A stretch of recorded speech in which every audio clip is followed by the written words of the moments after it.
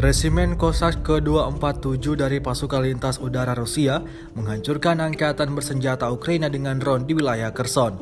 Rekamannya ramai beredar di media sosial Telegram pada Jumat 14 Oktober 2022. Tampak dalam rekaman serangan yang diluncurkan berkali-kali membuat militer Ukraina kewalahan dan tak bisa berbuat apa-apa. Terlihat mereka hanya pasrah, berusaha menghindari serangan meski pada akhirnya terkena juga. Akibatnya, di daerah ini militer Ukraina menderita kerugian besar dari UAV.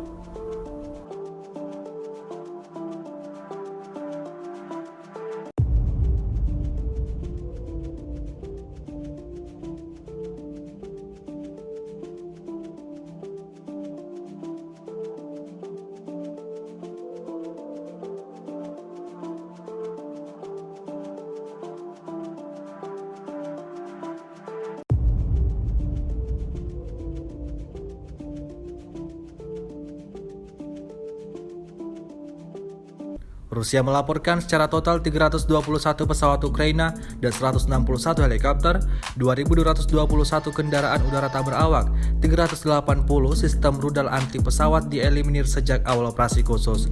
Sementara itu dari kubu Kiev, Kementerian Pertahanan Ukraina melaporkan 420 tentara Rusia dieliminir dalam sehari terakhir.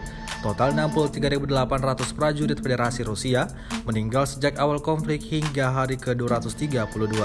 Terima kasih sudah nonton. Jangan lupa like, subscribe, dan share ya.